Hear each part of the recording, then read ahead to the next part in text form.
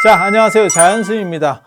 오늘은 고려불화 지장보살도와 관련된 이야기들, 그 다음에 지장신앙과 관련된 이야기를 잠깐 해드리려고 합니다. 지장신앙 하면 사실은 관세음보살과 더불어서 동아시아 보살 신앙 중에서 최고를 나타내는 거죠. 그리고 고려시대 때도 굉장히 유행했기 때문에 고려불화 안에서 아미타불 또 그 다음에 수월관음도와 더불어서 지장보살도 160점 정도의 고려불화가 있는데 그 중에 25점이 이제 지장보살도가 되는 거고요. 그런데 실제로 굉장히 재밌는 게 관세음보살, 지장보살 이러면 이게 내용이 좀 잘 밝혀졌나? 이렇게 생각을 하지만 그게 실제로 굉장히 복잡합니다. 그래서 지금까지 지장보살의 어떻게 보면 기원이라든지 그 다음에 그것이 어떻게 변화됐는지, 사실 지장보살이 맨 처음에는 관세음보살처럼 현세의 삶을 도와주는 그런 보살이었었어요. 그래서 우리가 지금 생각할 때는 지장보살 하면 사후세계와 관련되고 그 다음에 시황과 관련해서 이렇게 좀 빼주는 대형 로펌 변호사 같은 그런 역할. 그러니까는 49일이 다 끝나기 전에 지장보살이 이렇게 재판하고 있는데 전관예우 받아가지고 이렇게 빼주듯이 뭐 이런 쪽 생각을 하는데, 그런 캐릭터로 정해진 거는 600년대 말 700년대 초에 결정이 되는 거예요. 그 전에는 지장보살이 관세음보살처럼 현세적인 것들을 도와주고 너네들 문제 있는 것들을 내가 다 해결해 줄게 라는 식의 보살이었어요. 그래서 지장보살이 특히 더 어려워요. 이게 관세음보살은 저 극락과 관련해서 아미타 부처님 쪽에서의 설명도 있고, 그 다음에 남인도에 실제로 보타라카산이 있다니까. 그리고 현장 스님은 거기를 갔었어요. 지금 그 위치를 정확하게 찾지는 못하는데 대충 어딘지 압니다. 저도 현장 스님이 워낙 세밀하게 이렇게 거리 계산 같은 거를 해놔가지고 대충은 알 수 있어. 단지 그게 옛날 얘기이기 때문에 아마 인도가 돈이 많으면 찾을 겁니다. 인도가 중국 정도만 돼도 찾을 겁니다. 이건 어차피 그런 정도 유적이면 발굴하면 나올 수 있거든요. 대략적인 위치를 알고 있고, 그 다음에 분명히 그런 신앙의 중심지라면 당연히 건축들이 있으니까 뭐 찾을 수 있어요. 그런데 인도는 또 아시다시피 워낙 또 형이상학적인 나라고, 일반적으로 규정할 수 없는 나라? 뭐 하는지 잘 모르겠죠, 저 나라. 도대체 뭐. 게다가 인도나 중국은 문화재도 겁나 많아요.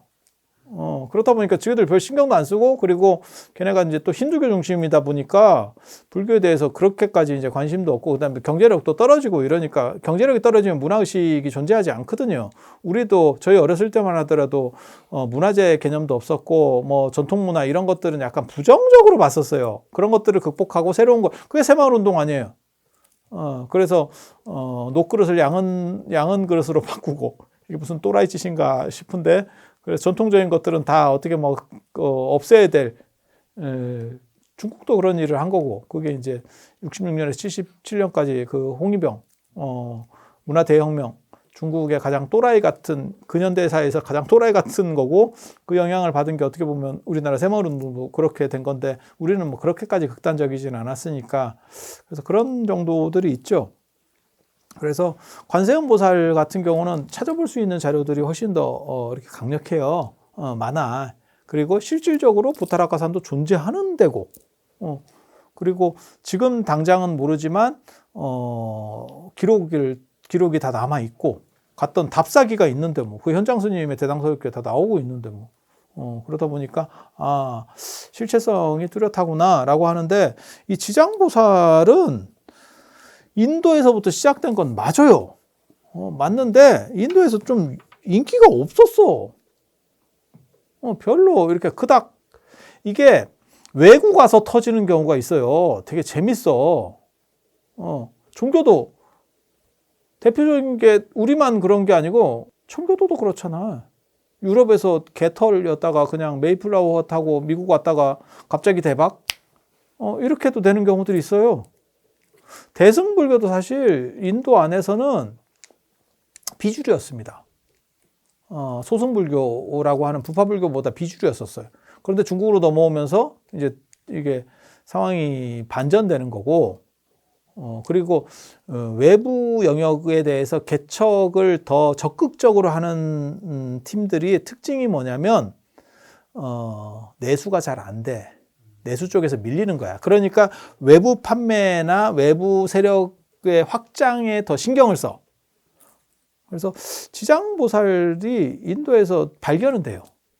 발견은 되는데 이렇게 비중 있는 보살이 아니었어. 그러다가 실크로드를 타고 중앙아시아 쪽에서 이게 대박이 납니다. 그래서 지장보살의 성산이 거라제 위산이라고, 그게 이제 호탄, 허텐, 우전, 그 다음에 그러니까 이제 실크로드 서역 남로에서 어떤 중심 국가예요. 중심 국가.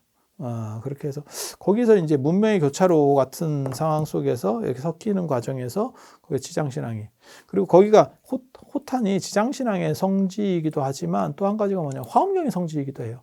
화엄경이 남인도에서부터 만들어지지만 실제로 화엄경이 지금 같은 풀세트의 대경, 그러니까 전체 완질이 만들어지는 것도 다 호탄이에요. 그래서 이 호탄이 어떻게 보면 지금은 중국 영토예요. 서역이니까. 지금으로 말하면 신장 위구르 자치구 쪽이라고 보시면 돼. 그래서 그쪽이 실크로드 때는 굉장히 번성하고 문화가 이렇게 교차하는 지역이라서 이게 섞이면서 융합적 반응들을 일으켜요. 그래서 지장신앙도 거기서 이제 떡상하기 시작을 하는 거고, 거기서 이제 맨 처음에 발전한 거는 이게 지장 삼부경이라고 그래서 십륜경, 지장 십륜경이 있고, 그 다음에 이제 중국에서 나중에 만들어졌을 걸로 추정되는 점찰선악업보경이라고 하는, 어떻게 보면 이게 전보고 참여하는 경전이에요. 우리식으로 말하면 진표율사. 진표율사의 망신참. 몸을 아끼지 않고 쉘이 이렇게 고통스럽게 하면서 참여하는 방식. 이게 어떻게 보면 이 점찰사상과 관련된 부분들이라고 할 수 있거든요. 지장과 관련해서 제일 유명한 거는 지장보살 본원경, 지장경이라고 하는 경전인데, 이 경전이 재밌게도 또 명나라 대장경에서 처음으로 목록이 발견이 돼요. 그러니까 그 앞에 있었냐? 이제 이 얘기가 자꾸 나오는 거예요. 그래서 그런 얘기들을 정리하고 지장보살의 족보를 이제 파는 거지. 족보를. 근데 족보만 파선 재미가 없잖아. 그림으로 파야지. 이게 내용만 자꾸 파가지고는 잘 안 돼. 그래서 내가 그림을 겁나 넣었어요. 그림 겁나 넣었어. 그래서 이 고려불화를 보면서 우리나라에 어떻게 보면 문화재 중에서 가장 대표적인 것 하면 고려불화, 고려청자, 나전칠기, 뭐 고려를 대표하는 3대 명품이거든요. 그래서 고려불화 얘기는 많이 들어보셨을 거예요. 그런데 그런 것들을 이제 실물로 분석하고 뭐 이런 얘기들은 실제로 별로 볼 일이 없습니다. 일반인들은. 그래서 그런 이야기가 섞어서 이제 만든 책이 이 책이에요. 그리고 여기 보시면 무불시대의 교주. 지장보살은 관세음보살은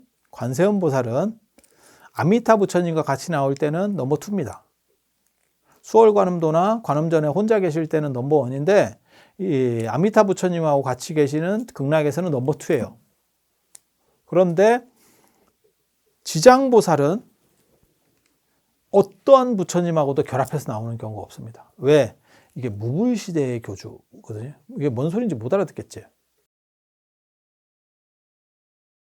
무불시대의 교주. 부처님이 없는 시대의 짱. 이런 뜻이에요. 그러니까 지금 어떻게 되어 있냐면 석가모니 부처님이 돌아가신 지가 언제죠? 부처님이 돌아가셨을 때가 불기 1년이에요. 그러니까 부처님이 언제 돌아가신 거냐면 2565년 전에 돌아가신 거예요. 돌아가셨고 미륵이 왔느냐? 미륵은 지금 당선인이거든요. 다음 부처님으로 당선은 됐어. 그래서 지금 인수위를 꾸리고 있어. 어디서 꾸려? 도솔천에서. 도솔천에서. 그래서 거기서 지금 인수위원회가 막 활동하거든. 그쪽에 줄 서. 그쪽에 줄 서면 나중에 미륵이 이제 진짜 실무로 딱 내려오실 때 그때 대박 난다. 그 줄 쓴 사람을 내가 알아요. 그 현장 스님이에요. 그 현장 스님이에요. 그래서 현장 스님이 돌아가실 때 도솔천에 태어나기를 원하고 제자가 물어봐요. 숨 끊어지기 직전에 진짜 도솔천에 태어나십니까? 그랬더니 미륵 부처님 도솔천이 보인다. 이러면서 딱 가거든요. 그 줄 서 있어. 그래서 미래 권력에 줄 서는 거예요. 그게 좋은 거 가르쳐 주지. 얼마나 좋아. 이게 지금 경합이 붙어 있는 상황이면 어느 쪽에 줄을 서야 되는지 잘 모르잖아. 이미 당선인이라니까. 그래서 인수위를 지금 도솔천에서 꾸리고 계시고 그 중간 상황이 있을 거 아니에요. 그래서 석가모니 부처님을 과거불이라고 합니다. 이게 인도 불교에서부터 나오는 얘기예요. 그래서 과거사불 이렇게 얘기하면 구류손불, 구나모니불, 가섭불, 석가모니 부처님을 과거사불이라고 그래. 과거사불. 이분들은 가신 분들. 그러니까 쉽게 말해서 약간 이제 영험이 빠졌지. 정년퇴직하셨으니까 실권자가 아니야. 그래서 불교의 가장 큰 특징이 석가모니 부처님이 교존돼도 불구하고 석가모니 부처님을 잘 안 찾아. 그리고 보통 이제 불교에서 찾는 분들이 다 살아계신 분들이에요. 그래서 관세음보살도 살아계신 분이고 지장보살도 살아계신 분이고 그리고 아미타 부처님도 살아계신 분이고 나한도 살아계신 분이고 이게 다 재밌어요. 살아계신 분들만 찾아. 돌아가신 분 잘 안 찾아. 그게 불교의 특징 중에 하나예요. 그래서 다른 종교랑 불교가 가장 크게 차이 나는 것 중에 하나가 뭐냐면 교조를 약간 무시한다. 이거 굉장히 특이한 구조예요. 그러니까 누가 영양가 있는지를 정확하게 판단한다. 석가모니 부처님은 가셨고 과거 부처님이고 과거불이고 과거불은 제가 얘기하는 표현이 아니에요. 인도 불교에서부터 계속 나오는 표현이에요. 그러니까 대당서역기라든지 자원정이라든지 이런 데 인도 기행문에서 또 흔히 나오는 표현이에요. 석가모니 부처님도 돌아가셨고 그 다음에 미륵 부처님은 아직 오시 않았고 그러면 그 중간 과정이 있을 거 아니에요. 그걸 누가 책임을 져야 되잖아. 그게 지장보살이에요. 그래서 무불시대 부처님이 안 계신 시대의 교주 책임자. 그러니까 제가 이제 그런 얘기 하거든요. 우리나라에도 그런 경우들이 있었죠. 대통령 유고 시에 이제 국무총리가 대행한 경우가 우리나라가 2번 있었어요. 제가 이제 볼 때는 그게 이제 한 번은 박정희 대통령 돌아가셨을 때 최기화 국무총리가 이제 대통령 되기 전에 국가 수반으로 그리고 박근혜 대통령 이제 탄핵되고 이제 황교안 총리가 이제 직무대행이잖아요. 그때 직무대행으로 올라가면 그 직무대행은 국가 수반입니다. 국무총리가 아닙니다. 국가 원수급이 되는 거예요. 외국에 나가면 국가 원수급으로 대접해 주는 거예요. 그래서 지장보살은 다른 부처님하고 결합하지 않습니다. 이해가 돼요? 그러니까 보살인데도 보살이 아니야. 그리고 실제로 지장보살은 다른 보살들도 거느려. 그게 이제 오만지신조 삼국유사의 대산 오만지신조에 보면 8대 보살을 거느린다라고 하는 게 나와요. 그러니까 보살이 보살을 거느린 경우는 없거든요. 관세음 보살 같은 경우도 좌우 보처로 누구를 쓰냐면 남순동자하고 해상용왕. 남순동자가 선제동자거든요. 그러니까 보살을 거느리지는 못해. 그러니까 같은 위계인데 어떻게 거느려? 그러니까는 내가 완스타인데 완스타가 완스타를 거느릴 수는 없잖아. 그건 같은 위계인데. 그래서 이분은 좀 특별해요. 그 다음에 이분을 그냥 지장보살이라고 부르는 게 아니고 지장왕보살이라고 불러요. 중국에서는 지장왕보살이 그냥 일반적 표현입니다. 일반적 표현이에요. 왜 지장왕보살이라고 부르냐면 이제 3가지 이유가 있어요. 방금 얘기한 것처럼 이래서 왕. 일반과 달리, 일반 보살과 달리 한격을 높여주는 거죠. 왜냐하면 직무대행이니까. 직무대행이니까. 그러니까 일반 총리급은 아니라는 거죠. 대통령은 아니지만 일반 총리급은 아니지. 지금 직무대행자니까. 그래서 왕. 그리고 또 뭐가 있냐면 시왕을 거느리는 지장보살. 그래서 왕에게 왕보다 높은 보살. 그래서 지장왕보살. 우리는 그냥 지장보살이라고 하는데 중국은 다 지장왕보살이라고 불러요. 또 한 가지가 뭐냐면 위대한 서원의 보살. 이제 모든 보살들이 앞에다가 대지문수보살, 그러면 지혜는 문수보살. 그 다음에 실천은 보현보살, 대행보현보살. 그 다음에 대비관세음보살. 그러니까는 같이 슬퍼하고 아파해 주는 거는 관세음보살. 대원, 본존, 지장보살. 이름도 좀 더 길어. 앞에도 수식도 좀 길어. 그게 왜 그러냐면 위대한 서원을 가진 지장보살. 그 위대한 서원이 뭐냐면 지옥이 비기 전에는 성불하지 않겠다. 이 세상에 어떤 종교 전통 안에서도 지옥을 면하라는 말은 있어도 내가 지옥에서 빠져나온 사람이 지옥 중생을 위해서 지옥에 들어가서 구제한다라고 말하는 종교 전통은 없어요. 유사이래로 없어. 그래서 그거를 위대한 서원이라고 하는 거예요. 위대한 서원. 그래서 지장보살을 왕보살로 부르는 게 그렇게. 그리고 지장보살이 이렇게 강력하기 때문에 일반 보살과 달리 강력하기 때문에 엄청난 그림이 하나 있어요. 뭐 여기에 여러 가지 그림들이 쫙 이렇게 있는데 그 중에서 바로 이 메트로폴리탄 뮤지엄에 있는 이 아미타 지장 병립도입니다. 이거 그러니까 병립이라는 건 나란히 서 있다는 뜻이거든요. 나는 이 그림을 처음 보고 너무너무 놀라서 세상에 어떻게 이런 그림이 존재할 수 있지? 라고 생각했어요. 부처님하고 같이 세워나가는. 부처님하고 같이 서 있는 것도 그렇고 부처님과 지장보살이 대등 크기로 돼 있죠. 크기가. 그러니까 고려불화하고 조선불화의 특징이 뭐냐면 고려시대까지는 중세 귀족 사회이기 때문에 신분제가 뚜렷해요. 그래서 고려불화는 2단 구조입니다. 그러니까는 보살들은 부처님 부처님이 앉아 계시면 무릎 쯤에 머리가 있어. 그리고 고려 후기로 갈수록 더 말로 갈수록 이게 이제 조금씩 머리가 한 이 정도까지 올라옵니다. 조선불화는 근세기 때문에 조선은 귀족제 사회가 아니에요. 신분은 있지만 귀족제 사회가 아니야. 그래서 과거를 통해서 뭐 천민은 어쩔 수가 없지만 평민까지는 어느 정도 자기가 올라갈 수도 있는 거예요. 그래서 부처님 주변으로 이렇게 보살들이나 제자들이나 이렇게 원형으로 감싸고 있는 거죠. 그러니까 안으로 들어올 수 있는 구조들이 열려 있는 거예요. 부처님하고 가까울수록 더 높아. 그리고 크기도 신분이 높을수록 크기가 커요. 그걸 주대종소법이라고 합니다. 주인공은 크고 그다음에 쫄들은 좀 작게. 그래서 보통 이제 절에서도 그렇고 지금 오늘날도 마찬가지예요. 앉아 계신 부처님이 서 있는 보살들하고 대등관계입니다. 사이즈가 키가. 그러니까는 서 있으면 만약에 똑같이 앉아 계신 부처님이 서버리면 훨씬 클 수 있다는 거죠. 2배 이상 차이가 난다는 얘기죠. 그래서 고려 시대까지는 신분제가 혈통에 의한 신분제가 뚜렷하기 때문에 이걸 상하로다가 그걸 2단 구조라고 해요. 상하 2단 구조. 그래서 보살은 부처님을 맞먹을 수가 없습니다. 그거는 다른 그림들을 봐도 다른 고려불화를 봐도 다 나타나는 현상이에요. 지장보살도도 보면 여기서 보면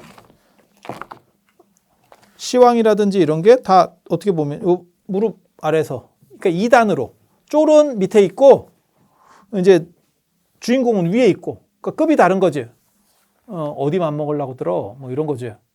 다른 불화도 다 마찬가지입니다. 이게 지금 뭐 이런 불화만 그런 게 아니고 뭐 여기도 있네. 이렇게 딱 보면 이렇게 여기는 지금 조금 더 많이 올라왔죠. 이러면 시대가 좀 더 떨어진다 이렇게 보시면 돼요. 네. 그리고 더 뒤로 가면 이제 조선시대가 되면 이게 이렇게 감싸고 있는 거예요. 그래서 그때는 이제 신분적으로 조금 이제 유동이 있다라고 생각하시면 되고 고려시대 때는 그거는 유동이 없습니다. 그런데 지금 여기 보면 지장보살과 아미타 부처님이 대등관계라고 하는 거죠. 이 얘기는 뭐냐면 야, 지장보살이 진짜 셌었구나. 지금 우리가 생각할 때는 관세음보살이 지장보살보다 훨씬 더 세다 이렇게 생각하는데 실제로 조선시대에는 지장보살이 더 강력한 부분이 상당히 많습니다. 이유가 뭐냐면 그게 유교의 조상숭배 때문에 그래요. 실제로 사찰 안에 있는 건축을 보면 관세음보살 모신 정각은 한 군데밖에 없어요. 근데 지장보살을 모신 거는 명부전, 시왕전 이렇게 해서 나눠줘요. 그리고 불화도 보면 삼장보살도에도 지장보살이 들어가 있고 그 다음에 감로도에도 들어가 있고 그 다음에 사자도라든지 뭐 이런 데도 다 지장보살도가 있어요. 일로왕보살도에는 지장보살은 없지만 그건 일로왕보살 쫄로 있는 거고 사자도도 지장보살 쫄로 있는 거고 그래서 지장보살의 영향이 이렇게 영향력이 강해지는 게 유교의 조상숭배가 강력해지면서 그 조상숭배에 대한 대항마로서 불교 안에서 발전하는 게 지장보살이다 이렇게 생각하면 돼요. 그러면 고려불화에서 왜 아까 같은 저런 아미타 지장 병립도가 나오느냐? 성리학적 영향입니다. 성리학이 들어오면서 점점 이제 강력해지니까 조선이 들어서서 성리학이 완전히 불교를 이겼다고 생각하시면 안 돼요. 고려 말에 최강의 국사 중에 왕사 중에 한 분이 이게 왕사 국사가 이게 생각하기 나름인데 왕사가 실권을 가질 때도 있고 국사가 실권을 가질 때도 있어요. 이게 우리가 생각할 때는 국사가 더 높은 거 아닙니까? 이렇게 생각하는데 옛날에는 지미 국가야. 지미 국가라고. 왕이 꼭 국가야. 그래서 왕사가 꼭 떨어지는 것도 아니에요.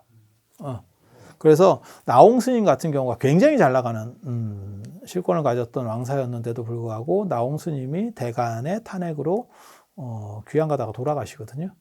고려 말에 벌써 이제 기울기 시작하는 거예요. 한마디로 얘기해서.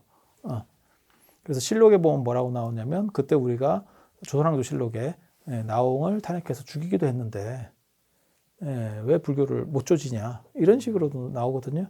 그래서 성리학이라든지 이런 데가 더 이렇게 강력해질수록 지장보살에 대한 영향력은 불교 안에서 더 강해집니다. 그러니까 불교 전체는 성리학이 강해지면 줄어들 수는 있는데 그거는 유교가 강력해지고 불교가 줄어드니까. 근데 불교 안에서의 세력 판도에서 지장보살은 강력해지는 거죠. 왜? 조상숭배가 지금도 사실 어떻게 보면 사찰 재정의 상당 부분이 이 조상숭배랑 관련된 부분이거든요. 저는 이제 그런 걸 굉장히 별로 이렇게 바람직하다라고 생각은 안 해요. 그런 거는 일반 예산으로 들어가면 안 되고 그건 특별히 그냥 보너스 예산이 되는 거지. 그게 녹아서 사찰 예산이 돼버리면 그건 문화가 바뀌어버리면 그 사찰은 유지가 안 돼요. 조선시대 때 어떻게 보면 불교를 지켜냈던 게 지장보살이 영향이 가장 강력했다. 라고 보시면 돼요. 그래서 그러한 족보들을 따지고 그 기원, 그 다음에 변화를 그림으로 보는 이런 것들이 지금 이 책이죠. 그래서 깝닥을 싹 벗기면 지장보살도. 이거 재밌는데요. 이거 보면 또 지장보살도와 관련해서 사천왕도 나오고 제석범천이 나오는데 눈이 세 개야. 제3의 눈이 또 있어. 이런 것도 설명해 주면 재밌는데. 근데 오늘은 안 해줄 거야. 시간 다 됐으니까 다음 시간에. 그래서 오늘 이 정도 하고 다음 시간에 또 뵐 수 있도록 그렇게 하겠습니다. 자, 들어서 감사합니다.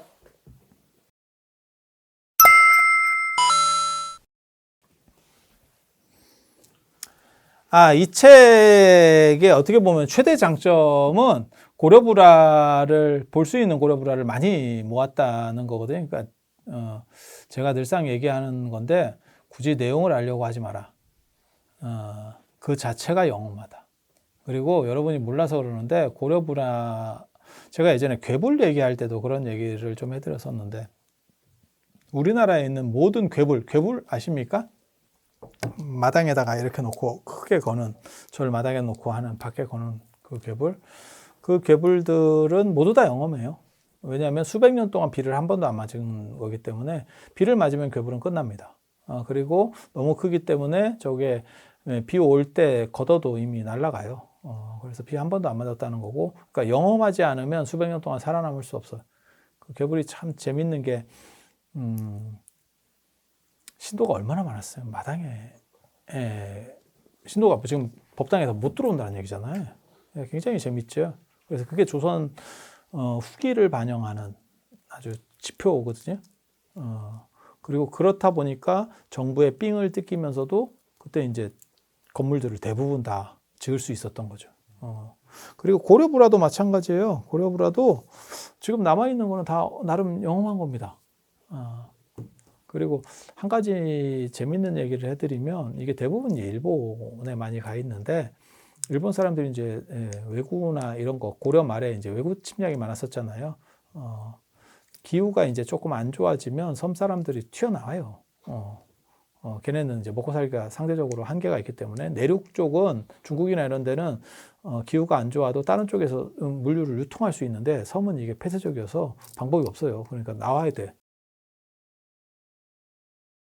일본 사람들이 이제 뭐 훔쳐갔다 뭐 이런 얘기들을 하는데 사실은 그렇게라도 가져가 준 게 나름 고마운 점도 있어요. 왜냐하면 한국은 우리나라의 전통 문화는 불화만 그런 게 아니고 불상도 그렇고 다 마찬가지예요. 너무 낡으면 새로 조성하고 앞에 거는 소각하도록 되어 있습니다. 소각하도록 되어 있어요. 이건 굉장히 재밌는 문화예요. 굉장히 재밌는 문화예요. 그게 존중해 주는 거예요. 그리고 그거를 우리가 최근에도 배웠어. 그게 어디서 나오는 거냐면 태극기는 빨아 쓰지 말고 태극기가 낡으면 불에 태워라. 저 어렸을 때 그렇게 교육을 받았거든요. 그리고 가사도 요즘 가사를 스님들이 빨아 쓰는 분들을 제가 봤는데 제가 깜짝 놀랐거든요. 저는 가사도 이거는 오래 해서 낡으면 태워라라고 배웠어요. 그리고 그런 게 실제로 의식문에, 조선시대 의식문에 있어요. 그런 걸 태우는 의식문 자체가. 불상 같은 경우는 이제 낡으면 개금을 하기 때문에 큰 문제가 없는데 상대적으로 적은데 불화 같은 경우는 낡으면 옛날에는 그걸 이제 뭐 보존 처리를 한다는 둥 뭐 이렇게 불가능하니까 똑같이 모사하고 아니면 새로 조성을 하고 이제 태우는 거예요. 그게 우리 전통 문화입니다. 중국은 우리보다 더 심해요. 그게 이제 장원원의 역대명화기에 보면 측천무호 당시에 뭐가 있냐면 위진남북조 시대 때 아주 역작들이 있어요. 뭐 그래서 육탄미, 고계지, 그 다음에 누구야 장승효, 뭐 이런 사람들의 그림들이 많거든요. 그런데 그런 것들을 문화재는 모두 상향하기 나름이에요. 상향하기 마련이에요. 그러니까 그러니까 최고 권력자에게 쫙 올라가는 거죠. 왜 그러냐면 그게 뇌물로 쓰이기 때문에 그렇거든요. 그래서 문화재는 상향한다라는 게 있어요. 그러니까 내가 만약에 최고 권력자면 내가 불교를 좋아해. 그러면 나한테 누가 뭐 부탁을 하려고 그러는데 나한테 돈을 주는 거예요. 그래서 이거 좀 들어주시면 안 되겠어요? 그러면서 1억 이런 걸 주는 거야. 야, 너 뭐 장난해? 야, 내가 만수루 플러스 내가 황제야. 근데 옷다 씨 뭐 껌값이야? 이렇게 되는 거야. 그럼 저 사람이 돈을 오만 걸 다 모아가지고 100억을 만들었어. 그리고 무진장 끌어모은 거예요. 그래도 야, 뭐 장난해? 이렇게 되는 거예요. 그런데 예를 들어서 내가 불교를 굉장히 좋아해. 그러면 이게 통일신라 시대 때 불상 유일본입니다. 딱 이렇게 주면 그래? 이건 값으로 따질 수 있는 게 아니야. 이해가 되시죠? 그렇게 가는 거예요. 그래서 제가 이제 조선시대와 관련해서 가장 이제 불교 유물이 많이 있다라고 하는 데가 효령대군 무덤하고 세조 무덤, 광릉 이런 데 열면 진짜 한국 불교사를 다시 쓸 만한 정도의 유물이 나올 것이다. 왜? 그분들은 굉장히 좋아해서 전부 다 그쪽으로 몰렸을 거고 그 다음 분이 이제 그걸 계속 좋아했으면 좀 놔뒀을 건데 뭐 그렇게 좋아하지 않거든요. 그러면 아버님 돌아가셨을 때 다 그냥 묻어져 버리는 거죠. 아버지 가지고 가시죠. 이러면서 그래서 그 열기만 하면 나중에 생각 있으면 한번 이렇게 돼서 이렇게 좀 해봐. 뭔가 있을 거야. 근데 그게 다 회각이 있어가지고 거의 시멘트처럼 단단해요. 그래서 예전에 그 오르페스가 남영군 무덤, 대원군 무덤 도굴 하려고 했을 때 그게 이제 불가능했었던 게 뭐냐면 거의 시멘트처럼 석회가 이제 생석회가 굳어버리는 거죠. 그래서 보통 사람 조선왕릉 도굴하기 어렵습니다. 이미 도굴된 게 아니에요? 조선왕릉은 도굴이 안 됐죠. 그 앞에 거는 다 도굴이 이제 많이 됐고, 이제 조선은 왕조가 살아 있었으니까 그걸 도굴할 수가 없죠. 그리고 지금은 도굴 자체가 이제 불가능하다라고 보시면 되죠. 왜냐하면 유네스코 문화유산으로 왕릉이 들어갔기 때문에. 보통 이제 세조가 여기 상원사에도 문수동자상에 사리 모시고 뭐 이런 얘기들이 있는데 저는 그런 사리도 굉장히 고급이라고 보거든요. 왜냐하면 그 당시에 구할 수 있는 사리가 아니고 삼국시대부터 절들이 그 유수한 절들이 다 무너져 내려가면서 최고 A급 작은 것들은 전부 권력층한테 넘어가는 거예요. 네. 아니 그렇지 않을까? 내가 권력자고 내가 내가 수양대군이야. 근데 나 불교 진짜 좋아하거든. 그러면 저 사람이 나한테 뭔가 이렇게 로비를 하기 위해서 돈이나 이런 건 보이지도 않아. 야, 내가 너보다 100배, 1000배 많은데 뭔 개소리야. 이제 이렇게 나오니까 저쪽에서는 뭐냐면 이거 그 암흑의 그 임금께서 모셨던 그 불살이 그겁니다. 그거. 이런 식으로 갖고 온다고. 이해가 되시죠? 그러면 상황이 달라지죠. 그건 눈 돌아가는 거죠. 그건 돈으로 따질 수 없는 거니까. 그래서 문화재라고 하는 것은 가치 기준이 달라서 영원부터 무한대까지. 원래 문화재는 그렇게 보는 거거든요. 그래서 예전에 그런 거 있잖아요. 신안 앞바다에서 그 청자단 나올 때 그런 거 이제 사건들 터지는 거 보면 문화재는 그거 한 게 없어. 그러니까 돈으로 따지는 게 아니에요. 저 사람이 10원이든 100원이든 매매가 되면 경기 끝입니다. 그러니까 그게 원래는 1억짜리인데 이 사람이 잘 몰라가지고 나한테 판 거야. 뭐 예를 들어 벼룩시장 갔대. 유럽의 벼룩시장에 갔더니 지금 뭐 렘브란트 그림이 뭐 나왔다더라. 뭐 이런 얘기들도 있는데 그럼 그게 원래는 뭐 몇 억짜리인데 나한테 100만 원 받고 팔았어. 그건 끝입니다. 왜? 문화재는 아파트나 이런 것처럼 정해진 가격이 있는 게 아니고 영원부터 무한대까지. 네. 상황에 따라 달라지니까. 그러니까 훈민정음 해례 1조 원 이래도 할 말이 없는 거예요. 1조라고 하면 1조인 거지 뭐. 어쩔 거야. 1조에 팔 거야. 이러면 방법이 없어. 유일본인데 뭐. 유일본인데. 그렇게 나오는 거죠. 그건 하나밖에 없는 거니까 뭐 방법이 없는 거예요. 물론 저 뭐 간송에 그거 하나 더 있잖아요. 그래서 자, 그래서 이러한 불화들도 중국은 그 측천무 그 이야기 보면 진짜 재밌어. 왜 그렇게 행동을 하는지 모르겠는데 그래서 고계지나 뭐 장승효나 이런 사람들 육탄미 이런 사람들의 그림을 대놓고 그리게 한대. 그 당시 최고 화가들한테. 그러니까 몇백 년이 지나니까 그림이 삭은 거예요. 그러니까 그거를 그 위에다가 대고 모본을 만드는 거야. 모본은 그러니까 그 당시 최고 화가야. 그러니까 그냥 야매가 아니고 최고 그림을 그리고 그 앞에 거를 태웁니다. 소각 영역이 떨어진 거예요. 근데 그 장원원의 역대 명화기에 보면 그걸 빼돌린 놈이 있다는 거지. 그래서 지금 그게 원본이냐 아니냐 가지고 계속 왜냐하면 측천무 때 새로 그렸어도 지금 입장에서는 그게 측천무 시대가 600년 되거든요.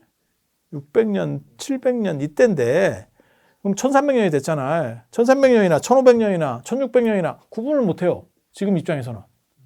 그러니까 이게 그 당시 모작이냐? 안 그러면 진짜냐?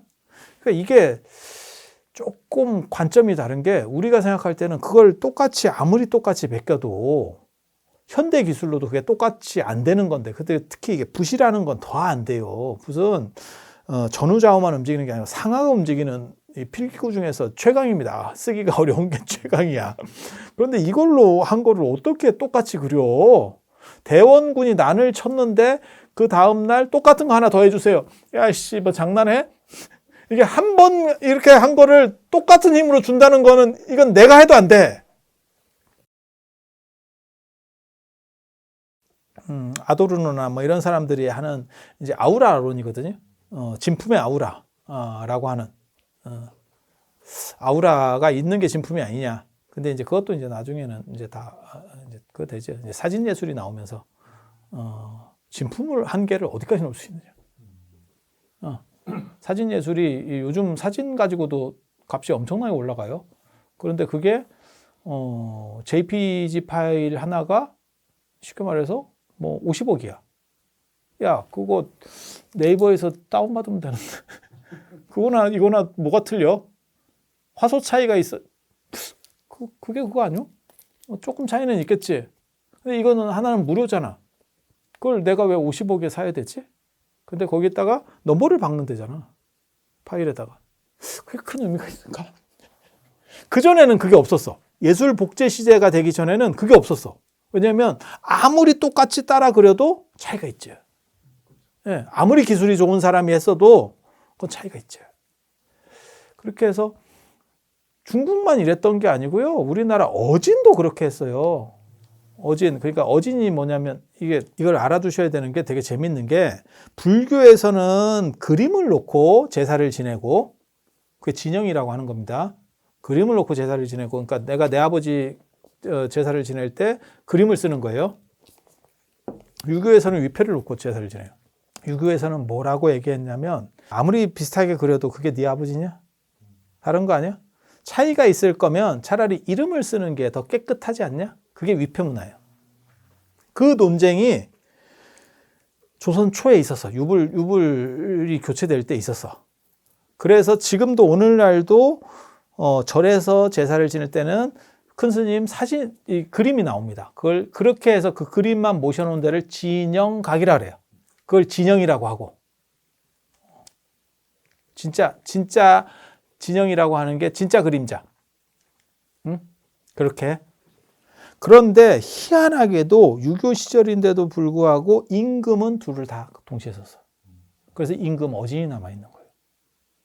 임금 어진이 남아있는 거예요. 그런데 그게 예를 들어서 제사 지내고 몇백 년이 흘러가면 한 100~200년 흘러가면 이게 삭겠지요. 아무래도. 삭으면 후손으로서 성의가 없는 거거든. 그러니까 그걸 다시 그려야 돼. 그때 무슨 얘기가 나오냐면 임금 수염을 샌다라는 얘기가 나와요. 그러니까 똑같이 그리기 모사하기 위해서 앞에 사람이 그린 거 수염을 세는 거예요. 근데 그게 굉장히 어려운 게 뭐가 있냐면 옛날 사람이 수염이 한 이만큼 내려오잖아요. 요거를 붓으로 한 방에 내려간다는 게 보통 필력이 아니면 안 돼. 볼펜으로는 이게 안 어려운데 붓으로는 이게 두껍게도 될 수 있고 얇게도 될 수 있고 이게 지 멋대로거든. 그렇게 해서 최대한 똑같이 그리고 앞에 건 소각입니다. 그러니까 우리나라에 있었으면 이 고려불안은 남을 수가 없어요. 그러니까 뭐 어디에 뭐 묻히거나 이런 거 외에는 근데 묻히면 이런 건 다 사가버리니까 그래서 어디 뭐 상량문에 뭐 어디 뭐 벽 속에 들어가거나 천정에 들어가거나 뭐 이런 특이한 경우 아니면 존재할 수가 없어요. 근데 일본은 되게 재밌는 게 같은 동아시아 문화권인데도 불구하고 일본은 새로 조성을 하면 옛날 거를 창고에 짱 박아요. 우리는 소각인데. 우리나라에는 오래된 가사도 없어요. 다 태우니까. 다 태워요. 그럼 무슨 얘기 하냐면 순천 서남사의 대각국사 의천 가사가 있고 뭐 통도사의 자장률사 가사가 있고 몇백 년 지날 때마다 똑같이 만든다고 만들고 앞에 걸 소각했어요. 그래서 저게 다 조선 후기 가사예요. 만약에 자장률사 가사가 존재한다면 그게 자장률사께 아니고 삼국시대 신라의 비단이라고만 하더라도 그 자체로 국보예요. 왜냐하면 그거는 그만큼 귀해. 견직물은 남아나질 않아요. 몇백 년만 놔둬도 그냥 다 사가버리는 거기 때문에 그렇게 생각하면 무구정왕 대다란이경 뭐 이런 거 우리 알잖아요. 그게 고려시대 거거든. 그런데도 그걸 초특급 국보 이렇게 인정을 하는 게 이제 뭐 그게 이제 목판본이고 뭐 이래서 그런 부분도 있지만 만약에 통일신라나 삼국시대 게 있다라고 하면 이게 완전히 뒤집어지죠. 그냥 나오는 순간 국보예요. 근데 저런 물건들이 지방문화재도 안 된다, 지정이 안 된다라고 하면 이게 조금 생각을 해봐야 되는구나 라는 게 있지. 그래서 이게 지금 생각해 보면 옳지 않은 판단 같아요. 그런데 예전에는 그렇게 모시는 것이 가장 존중하는 거다. 그래서 대체시키고 소각해 주는 거야말로 최고로 대우를 해주는 거다.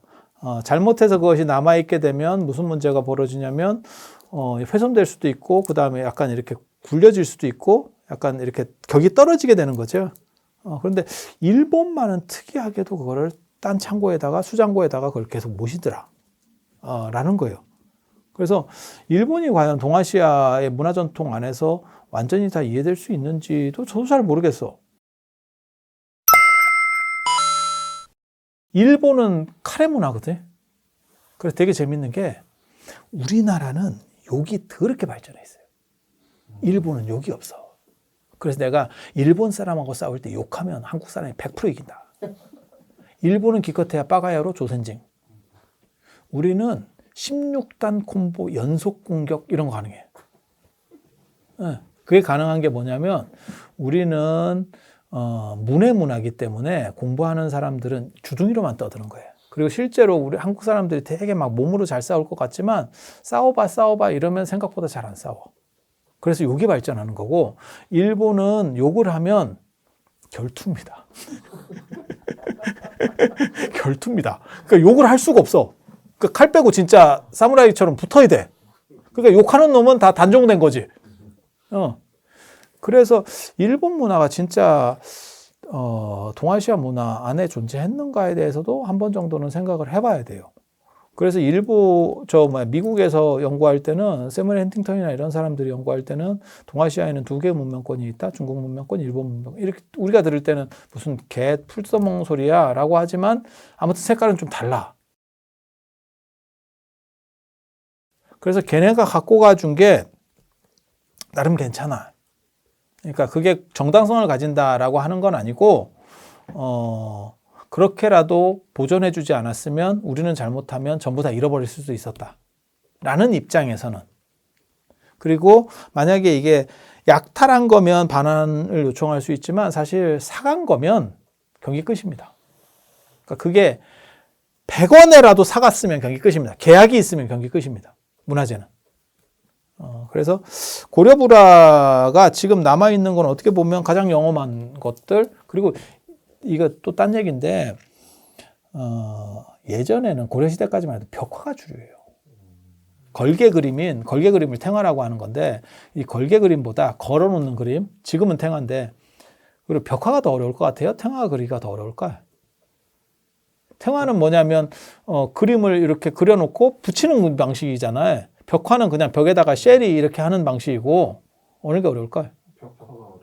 벽화가 어려워요. 왜냐면 벽화는 세워서 그리는 거고, 이건 바닥에다가 그리는 거니까. 바닥에 보통 표구하기 전에 방석 깔고 이렇게 짜자작 해서 쭉 그리면서 내려가고, 맨 마지막에 표구해서 걸어버리는 거거든요. 벽화는 그 자리에서 해야 되고, 아시바 설치해가지고 단 설치해서 이렇게 해야 되고, 제일 어려운 건 천정화입니다. 천정화 그리면 목 나간다는 거예요. 그래서 미켈란젤로가 그 시스티나 소성당에 천지창조 그리고 뒤질 뻔했다는 거거든. 벽화가 주류고 벽화는 못 뛰어가요. 그러니까 탱화는 저는 그렇게 생각하거든요. 이거는 약간 부속적 그림이었을 거다.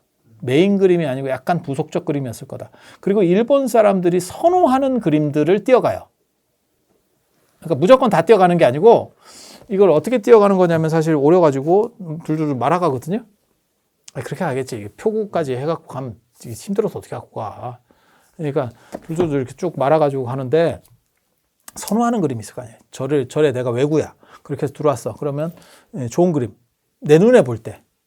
그리고 이 사람들은 자기네들도 불교란 말이에요. 그러니까 이게 약탈이라는 목적보다 모시고 싶다라는 목적이 존재하는 거예요. 그리고 이 지장보살 같은 경우는 요 봐봐. 이거 중요하다니까. 또 그거야. 무불시대의 교주. 지난번에도 얘기했었잖아. 이 무불시대의 교주 굉장히 중요해. 그래서 지장보살도에는 이것도 다 내가 밝히는 건데요. 지장보살도에는 사천왕이 나와요. 사천왕. 이 사천왕이 석가모니 부처님의 영산의 상도에 나오는 그 사천왕이라고 보시면 돼요. 사천왕이 나와. 그리고 제석천 범천이 나오고.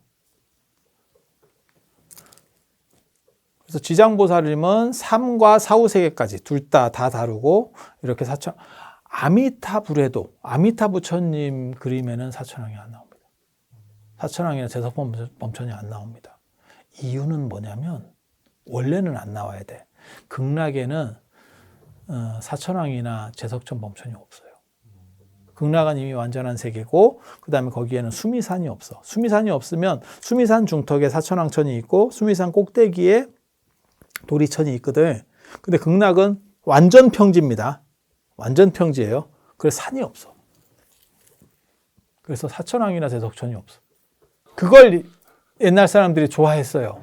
근데 지금은 오히려 산이 있는 게 좋죠. 우리나라 같은 경우도 산이 있어서 굉장히 힘들고 국토 개발도 어려웠지만, 산이 있기 때문에 공기가 순환해서 좋은 공기가 나오게 되는 거고, 지금은 산이라고 하는 것이 사실은 엄청난 재화 가치를 저는 가진다고 생각을 하는데, 인도나 과거 사람들은 평야를 좋아했어요. 그래서 그들의 이상향에는 평야여야 되고, 그 다음에 물이 흘러야 되고, 그게 극락이에요. 그래서 극락에는 수미산이 없기 때문에 제석천 범천이 있을 공간 자체가 없어요. 그래서 정토삼부경에 보면 뭐라고 나오냐면 제덕천 범천은 아미타 부처님이 원하면 이렇게 어떻게 홀로그램으로 나올 수는 있어. 하지만 실제로 존재하는 것은 아니야. 이렇게 나온다고. 그런데 이제 보살들은 사천왕이나 이런 걸 거느릴 수가 없습니다. 보살들은. 그러니까 관세음 보살이 사천왕을 거느린다거나 제덕범천을 거느릴 수 없어요. 이거는 최고 오야만 가능해. 부처님 같이 교주여야 돼. 그런데 왜 지장보살도에 이러한 사천왕이나 제덕범천이 나오느냐? 그것은 지장보살이 무불시대의 교주이기 때문에. 일반 보살과 급이 달라요. 급이. 그리고 지장보살님이 이제 좋은 이유 중에 하나는 뭐냐면 우리랑 친연성이 있지. 헤어스타일이 깔끔하잖아. 그리고 지장보살이 왜 헤어스타일이 깔끔하고 그 다음에 옷도 이렇게 심플한지 아세요? 지옥을 다니다 보면 잘못하면 불 붙어. 머리에 한번 불 한번 붙어볼 때요. 이렇게 딱 깔끔하면 이게 불 붙을 일도 없는 거예요. 그래서 지장보살님이 손에 이제 구슬, 여의주, 이거는 이제 십륜경에서 나오는 거고, 그 다음에 육환장, 이거는 이제 스님들이 다닐 때, 이렇게 지팡이로도 쓰고, 그 다음에 그러는데 그게 어디 용도로 쓰이냐면 지옥문 딸 때, 그게 맞는 키입니다. 맞는 키. 그걸로 두드리기도 하는가. 그래서 그게 이제 저 목련경이나 이런 데 보면 그걸로 지옥문을 다 따죠. 하이패스야. 하이패스. 그래서 그거 딱 할 때 속도만 좀 줄이고 가면 돼. 그래서 딱 들어가고 나오고 뭐 이렇게 하면서 지옥에 있는 중생들을 구제해주고, 그 다음에 명부하고 지옥하고 달라요. 사람들이 자꾸 그걸 착각을 하는데, 명부는 그러니까는 심판 계류 중인 상태. 그 기간이 49일이에요.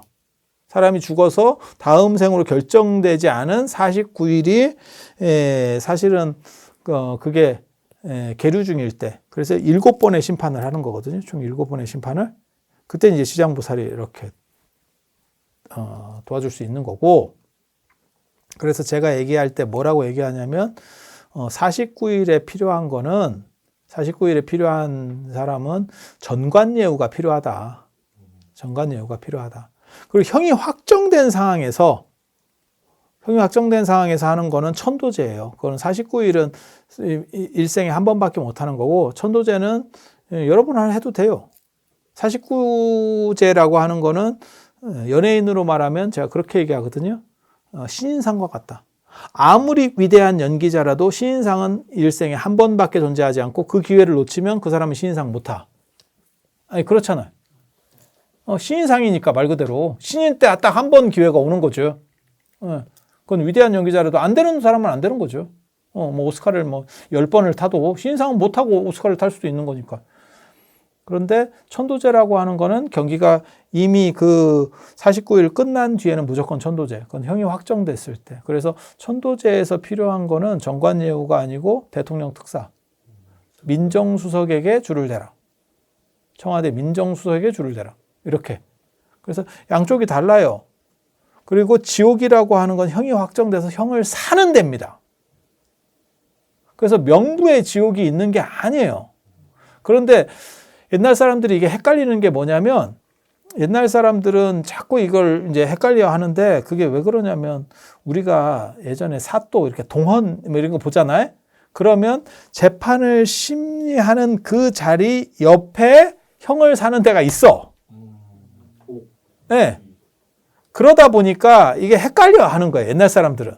지금 생각해 보면 재판관하고 쉽게 말해서 재판을 받아야 되는 사법심리를 거쳐야 되는 재판소하고, 그 다음에 형을 사는 감옥하고는 완전히 다르잖아요. 형무소하고는 완전히 다르잖아요. 그게 분리되어 있잖아요. 근데 조선시대까지만 하더라도 이게 결합되어 있는 거죠. 그래서 여기서 심판이 떨어지면 야 저쪽으로 해서 보내 이러면 그냥 가는 거예요. 그렇다 보니까 이걸 자꾸 헷갈려 하는 거야. 그래서 사실은 이 업무는 업무 분장이 다르다. 그런데 지장보살은 49일 때도 손을 대고, 그래서 시황을 이렇게 어떻게 보면 조절할 수 있는 역할도 하고 지옥에서도 구제도 하고 두 가지에 다 영향이 있는 거예요. 그래서 정관예우도 되고 민정수석과도 친하고 그래서 여러분들이 어느 정도 이상 살았으면 이제 가까워졌으면 미리 예비해라. 미리 줄 서라. 얼마 안 남았다. 얼마 안 남았다. 그래서 안면을 키워라. 안면을 어떻게 키우느냐? 사진을 보면. 사진을 보면 안면이 커진다. 그래서 안면이 커져야 지장보살인지 알아요. 778년에 도명존자 환원기라고 있어요.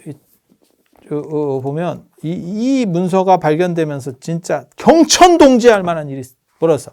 1900년에. 이게 도낭문서예요. 그 전에 이 문헌이 있었는지 몰랐어. 1900년에. 그게 이제 지장보살의 좌부처가 도명존자가 왜 도명존자인지도 알게 된 거예요. 이거 보면 생거진천 사거용인 그 사건하고 똑같아. 그래서 도명이라고 하는 스님이 잡혀갔는데 죽어서 갔더니 너 아니야. 너 아니야. 그런데 거기서 이제 이렇게 꺼리면서 나중에 환생하면 그래서 환혼기예요. 혼이 다시 되돌아온 이야기예요.